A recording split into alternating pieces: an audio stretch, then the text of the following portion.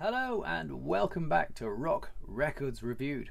My name's Adam, and for this episode we're going to look at the studio output of legendary English rock band Pink Floyd. They made 15 albums between 2014 and 1967. So we're going to get straight into it because there's a lot to get through.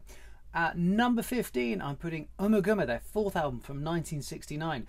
This was a double album. Half the album was live stuff and the other half was tracks written by each individual member of the band. There's a lot of instrumental stuff on here. There's a lot of noodling, and there's very little that's actually lasted in the Pink Floyd canon. So not a difficult one to put down at the bottom. Number 14, also from 1969, their third album, More, a soundtrack to the film of the same name. Some of this is quite folky, some of this is very heavy, some of the heaviest stuff they ever recorded. It's all quite soundtracky, and we know by now what I think about soundtrack albums. Some of them can be very listenable. This one is less so, and again, I don't think there's anything on here that is up there right at the top of the Pink Floyd canon. Number 13, Atom Heart Mother from 1970, their fifth album. You can start here to hear the Pink Floyd sound developing a little bit more on this record. It's quite downbeat. It's got If on it, which is a rather nice record, but it's not a popular one with the band themselves, and listening to it you can kind of hear why. Number 12 from 1972, their seventh album, Obscured by Clouds. This is very much seen as a sort of stopgap between the two records either side of it. It's quite acousticy, and again quite unremarkable. It was completely blown out of the water by the follow-up, and it tends to get lost in the Pink Floyd canon quite a bit. And again, some of it's a little bit instrumental and soundtracky. Number 11 from 2014, their 13th album, Endless River. This was a record they'd made as a tribute to Rick Wright, the keyboard player who had died, and so they took some of his music, especially a lot of the stuff he'd written that didn't end up on the Division Bell, and they pieced it together to make new pieces of music out of. So it's a bit difficult to judge as a Pink Floyd record, but all the Pink Floyd trademarks and tropes are there. David Gilmour's fantastic guitar, Nick Mason's lovely drums. There's no Roger Waters anywhere on it. It's all full of incidental little sort of short bits of music, apart from the last track, Louder Than Words, which I think is actually a pretty good song, and possibly the last half-decent song Pink Floyd will ever record. But it should be towards the bottom of anyone's list because of the nature of the kind of record it is. Number 10, A Saucerful of Secrets, their second album from 1968. Half of this album's got Syd Barrett on it, and he was fired halfway through the album due to his erratic behaviour, and he was replaced by David Gilmour. Although there is one song, Set the Controls for the Heart of the Sun, which does have all five members on. It's the only Pink Floyd song to have all five members on, and it is the best song on the record here. I think there's a bit of filler on this record. It's certainly not as good as a record that preceded it, but that's kind of understandable, I think, considering the circumstances that are surrounding this record. At number 9 from 1987, A Momentary Lapse of Reason, their 13th album. This album was mired in legal issues, not least over who had control over the name, because Roger Waters had left by now. Also, he fired Rick Wright, and Rick Wright was still legally not allowed to be Pink Floyd's keyboard player, so he was a session player on this record. It's not a bad record. It suffers a bit from the 80s production. It's a little bit overblown, some of it. It lacks Roger Waters' lyrical bite. It suffers a bit from 80s production. Some of it's quite dirgy. It's got a couple of good songs. One Slip, Learning to Fly is okay, if a little bit heavy-handed.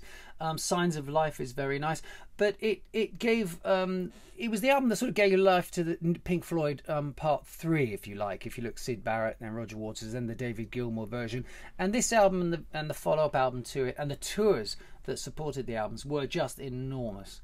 Number 8, The Final Cut, 1983, their 12th album, and the last one to feature Roger Waters. Again, Rick Wright doesn't feature on this album because he'd already been fired.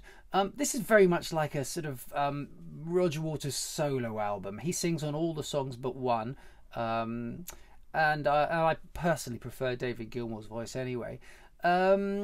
I think it's David Gilmour who keeps this album afloat. There are some beautiful guitar solos, not least on the title track. Rick Wright not being there means there's an absolute crucial, warm, appealing element of Pink Floyd which just isn't on this record. And frankly, it is like a Roger Waters solo record. Number 7 from 1994 and their 14th album, The Division Bell. I think this is a really good record. I don't think there's any filler on here. I think some of the songs outstay their welcome a little bit, and they are a little bit towards the sort of U2 territory. A couple of them, dare I say it. But there's some really good songs on here. I think Coming Back to Life is possibly the best song Pink Floyd ever released in the sort of post Roger Waters period. There's Wearing the Inside Out with a lovely Rick Wright vocal on it. So I don't think there's any filler. I think it's all very, very listenable and very, very acceptable as a Pink Floyd record. Number 6, Medal from 1971, their 6th album. Now this is where the modern Pink Floyd's really starting to come to the fore. You can hear or the ideas beginning to form, and the way they're going about their craft is just becoming more and more considered. They're moving away from the kind of anarchic psychedelia approach of earlier. This is most famous for Echoes, which takes up the whole of side 2, 23 minutes. And it works, though. Not many bands would be able to fill a whole side with one song for 23 minutes, but Pink Floyd can do it, and Echoes is a Pink Floyd classic. On the first side, you've also got One of These Days, you've got Saint-Tropez, you've got Fearless. Lots of great songs. This is a solid Pink Floyd record. Now, be warned, it's still not quite the Pink Floyd that you will know and love from the albums that followed it. So you have been warned, but there's a lot on this record to enjoy. Number 5, Piper at the Gates of Dawn, their debut album from 1967, and the album that has all of Syd Barrett's genius in all its glory. This is an absolutely landmark record in British psychedelia. If you have any interest in prog rock or psychedelic rock, then this is one of your first stops. It's full of brilliant little songs: C.M. Lee Play, Arnold Lane, Interstellar Overdrive, Bike. Syd Barrett had a sort of fantastic way with melody and with timing, and it's all here on this record. Sadly, it's been chopped up a little bit between the US version and the UK version, but you can buy versions now that have all the great songs on it in one.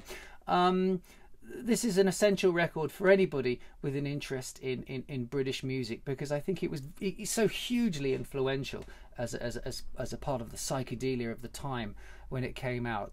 So one very, very well worth exploring.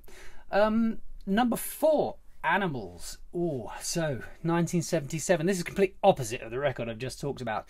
This is a bleak and desolate record. This was when Roger Waters really sort of first went political, and he's railing against the political landscape of England in the late 70s. There are some long instrumental passages on here, not least on Dogs, with some great guitar by David Gilmour. There's some very short, sort of angry, bitter, sarcastic acoustic songs like Pigs on the Wing. But what this album has in spades is atmosphere. If you just put the headphones on and you just stare at the cover, you will be transported back to a bleak and desolate England in the late 70s. There's no warmth on this record, there's no joy on this record, but it's a record that really does the job and delivers what you think it will from looking at the cover. And it's a great record for reasons that a lot of other records are not great. Number 3, 1979's The Wall, their 11th album.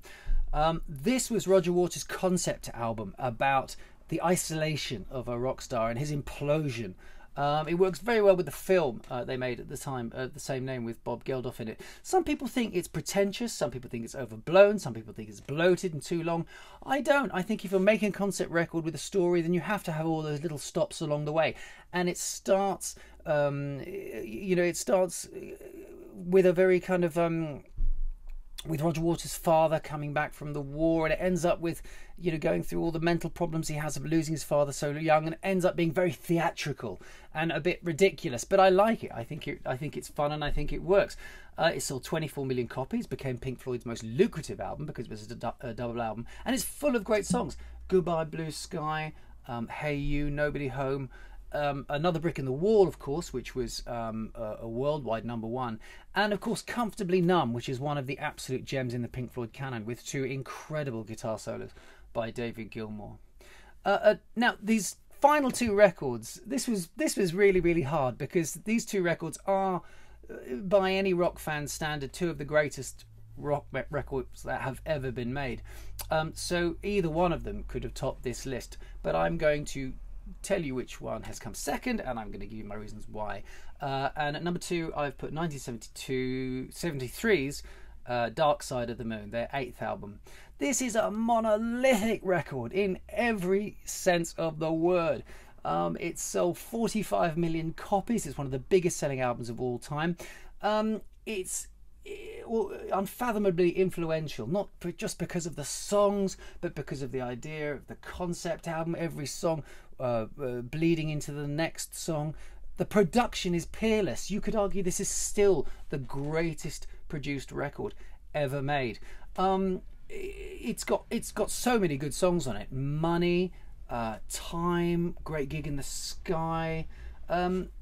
The album is vaguely sort of based around a mental breakdown, which of course Pink Floyd were familiar with, because that's exactly what had happened to Syd Barrett, their original leader. It's famous for and iconic for its beautiful Hypnosis designed album cover. You can see here on my t-shirt and on that little pillow behind me. This is essential. This is an absolutely essential album for any rock fan. If you have a young child looking to get into rock music, this would be one of the first albums you will give them. It is an artistic statement that has almost no equal in progressive rock and rock music, and I think people will be listening to Dark Side of the Moon in hundreds and hundreds of years, if we all make it. So that does leave my #1 album, and that's 1975's Wish You Were Here, the 9th album Pink Floyd made. It was a UK and US #1 record, and it's actually David Gilmour and Rick Wright's favourite Pink Floyd album. It's spent many years in the shadow of Dark Side of the Moon, but now I think it's been reappraised a lot over the last 15-20 years, and many people do regard it as their best record. Why? I think, well, it's full of great songs, of course, as all great records are, but I think it has a humanness. I think it has a warmth to it, this record, that Pink Floyd can often be accused of being a little bit cold, especially in the Roger Waters era, but this record does seem to have a little faint glow of humanity in it. Shine On You Crazy Diamond was about Syd Barrett, and famously he popped up in the studio while they were recording it, and none of them recognised him. It's also got Have a Cigar. There's a vague concept here about the music business and what it can do to you. It's got Wish You Were Here on it, which is a rock standard, and a pub standard now as well, I'm afraid. I've played it many hundreds of times in a pub myself, but it's a beautiful song, and don't let the its over familiarity with you dilute what a wonderful piece of music it is, and possibly it's now probably the most famous most popular Pink Floyd song of them all. But Wish You Were Here at #1. It could easily have been Dark Side of the Moon, and maybe it will be in another week, but hopefully I've given you a good idea of why I put those two in that order for this time. But that is my Pink Floyd rundown. I'm sure you don't agree. If you don't, please say so in the comments below, and let's have some banter about it. Subscribe so you get alerts and you know when my next installment is coming up. But do please join me again very soon for another Rock Records Reviewed. Bye.